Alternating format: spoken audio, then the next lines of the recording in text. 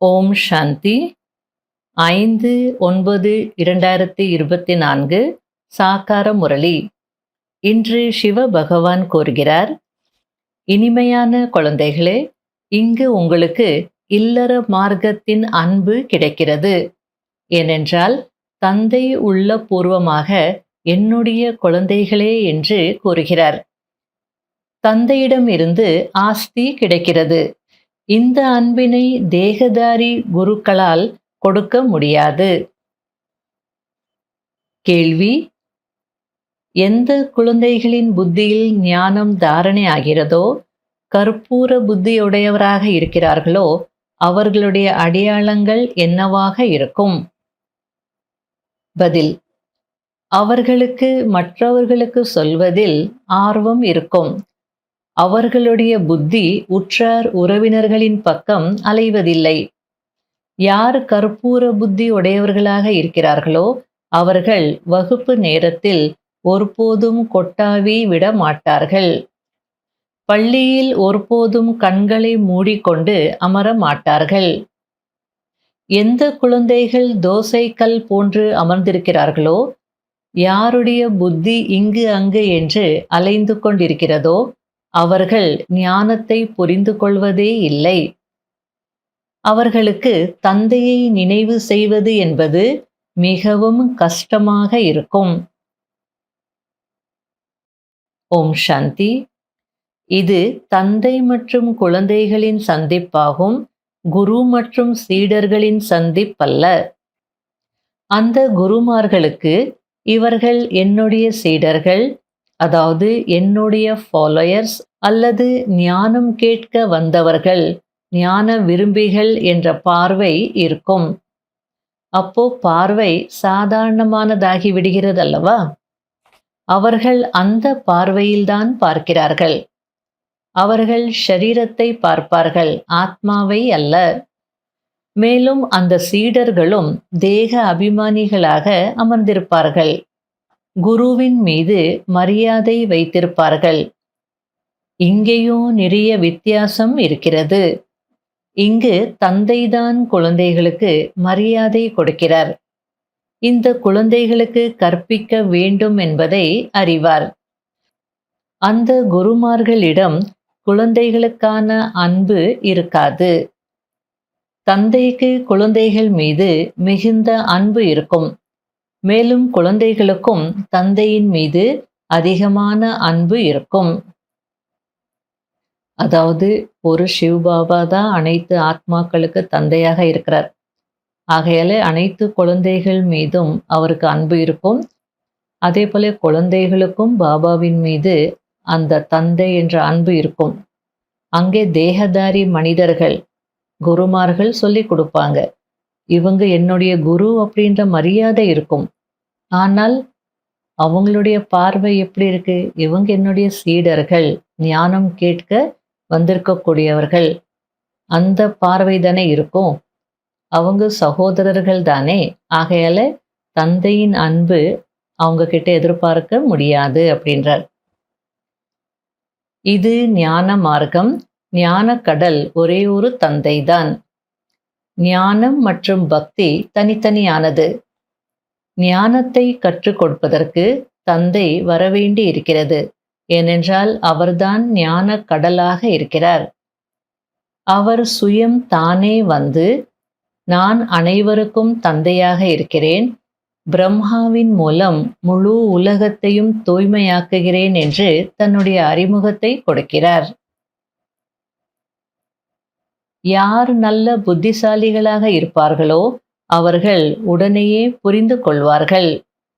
யாருடைய புத்தியில் ஒன்றுமே பதிவதில்லையோ அவர்கள் தோசைக்கல் போன்று இங்கு அங்கு என்று பார்த்து கொண்டே இருப்பார்கள்.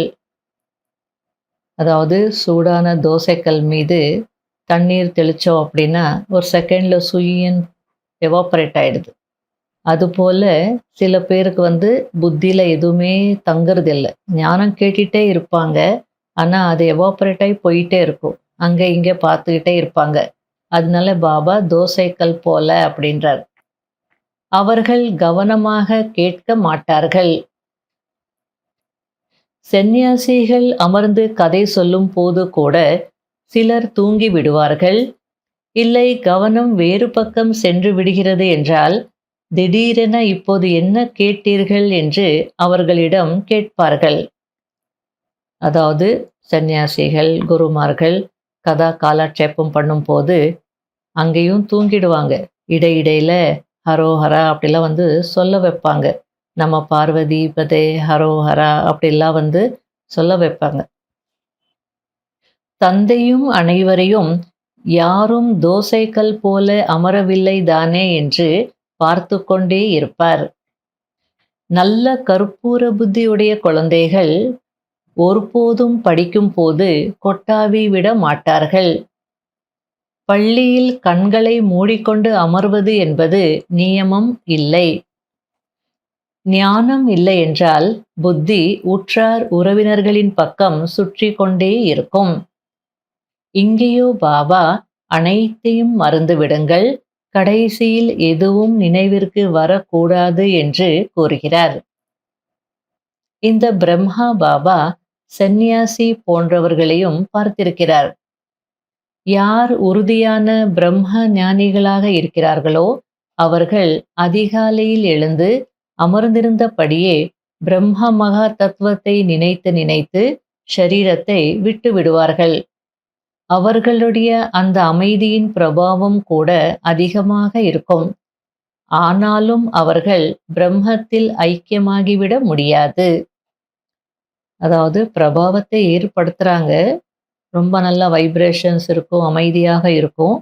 ஆனாலும் அவங்க போய் பிரம்மத்துல கலந்துட முடியாது அப்படின்றார். உங்களுக்கோ தன்னை ஆத்மா என்று புரிந்து கொள்ளுங்கள் என்று புரிய வைக்கப்பட்டிருக்கிறது. இவருக்குள் அமர்ந்திருக்கும் தந்தை எல்லையற்ற தந்தையாக இருக்கிறார். லௌகீக தந்தை மற்றும் பாரலௌகீக தந்தை இருவரிடம் இருந்தும் ஆஸ்தி கிடைக்கிறது. அடுத்தது பாபா காந்திஜிய கூட பாப்பூஜி அப்படின்னு சொல்லுவாங்க, தேசப்பிதா அப்படின்னு சொல்லுவாங்க. ஆனால் அந்த தேசப்பிதாவிடம் இருந்து எந்த ஆஸ்தியும் கிடைக்கல அப்படின்றார். சரி, அவரால் பாரதத்தின் ராஜ்யம் திரும்பவும் கிடைத்தது. ஆனால் அதை ஆஸ்தி என்று சொல்ல முடியாது. சுகம் கிடைக்க வேண்டும் அல்லவா? அதே போல மேயரையும் சிட்டி ஃபாதர், அதாவது நகர தந்தை அப்படின்னு சொல்லுவாங்க. ஆனாலும் அந்த நகர தந்தையிடமிருந்து கூட எந்த ஆஸ்தியும் கிடைக்கிறதில்ல அப்படின்றார். அதே போல் பிரம்மா பாபாவிடம் இருந்து எந்த ஆஸ்தியும் கிடைப்பதில்லை. அனைத்து பிரஜைகளுக்கும் அவர் தந்தையாக இருக்கிறார். அவரைதான் கிரேட் கிரேட் கிராண்ட் ஃபாதர் என்று சொல்கிறோம். இருந்தாலும் என்னிடமிருந்து உங்களுக்கு எந்த ஆஸ்தியும் கிடைப்பதில்லை என்று பிரம்மா பாபா சுயம் அவரே கூறுகிறார். ஆகையால் தேகம் உட்பட தேகத்தின் அனைத்து தர்மங்களையும் மறந்து என்னை நினைவு செய்யுங்கள் என்று சிவத்தந்தை கூறுகிறார். சத்தோ பிரதானமாக அவசியம் ஆக வேண்டி இருக்கிறது. பழைய உலகத்தின் விநாசமும் ஆகியே தீரும் என்பதையும் அறிவீர்கள்.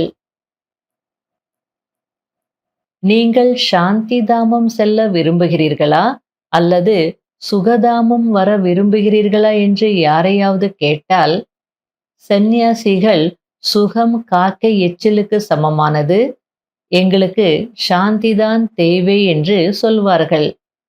எனவே அவர்கள் ஒருபோதும் சத்யுகத்திற்கு வர முடியாது.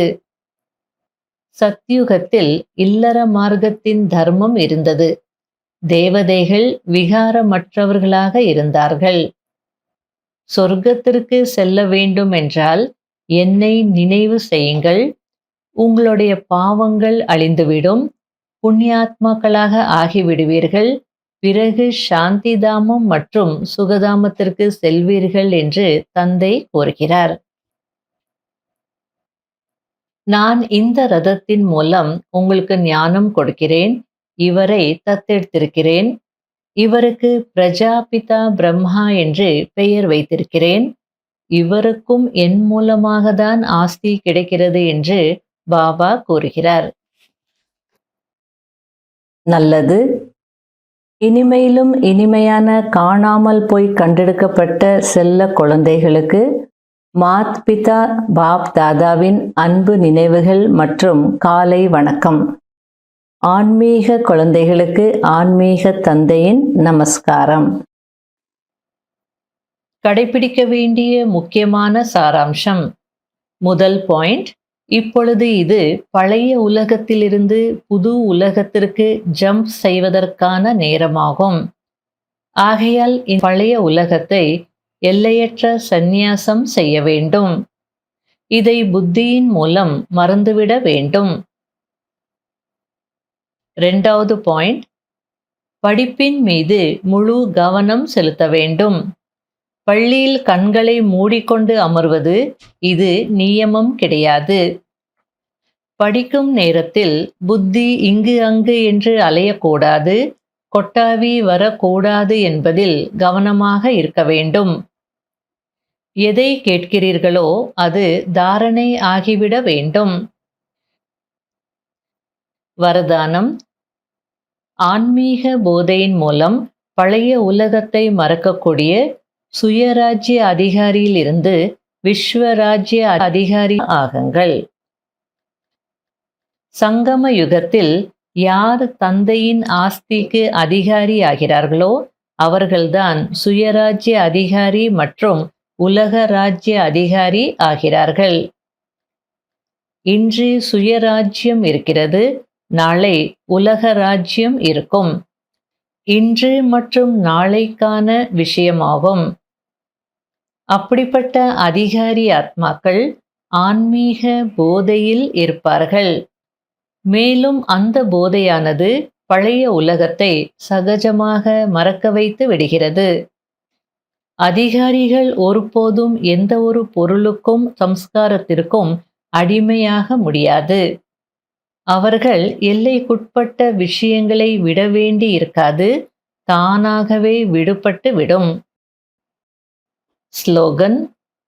ஒவ்வொரு வினாடியையும், ஒவ்வொரு சுவாசத்தையும், ஒவ்வொரு பொக்கிஷத்தையும் பயனுள்ளதாக ஆக்கக்கூடியவர்கள்தான் வெற்றி மூர்த்தி ஆகிறார்கள். இன்றைய அவ்யக்த சமிகை. ஆசை என்றால் என்னவென்றே தெரியாத ஸ்டேஜ் அல்லது மனநிலை எப்போது சுயம் யுக்தியுக்தாக, நிரம்பியவராக, ஞானம் நிறைந்தவராக, மேலும் சதா வெற்றியாளராக இருப்பார்களோ அப்போதுதான் இருக்கும். யார் சுயம் வெற்றி மூர்த்திகளாக இருப்பதில்லையோ அவர்கள் அநேக ஆத்மாக்களின் எங்களை பயனுள்ளதாக ஆக்க முடியாது. யார் நிரம்பியவராக இல்லையோ அவர்களுக்கு அவசியம் ஆசைகள் இருக்கும். ஏனென்றால் நிரம்பியவராக ஆன பிறகுதான் ஆசை என்றால் என்னவென்றே தெரியாத நிலை வரும். ஓம் சாந்தி.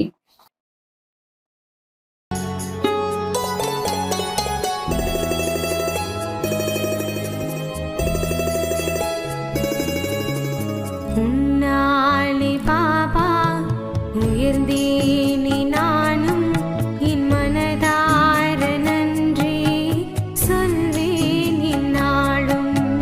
உன்னாலே பாபா உயர்ந்தேனே நானும் என் மனதார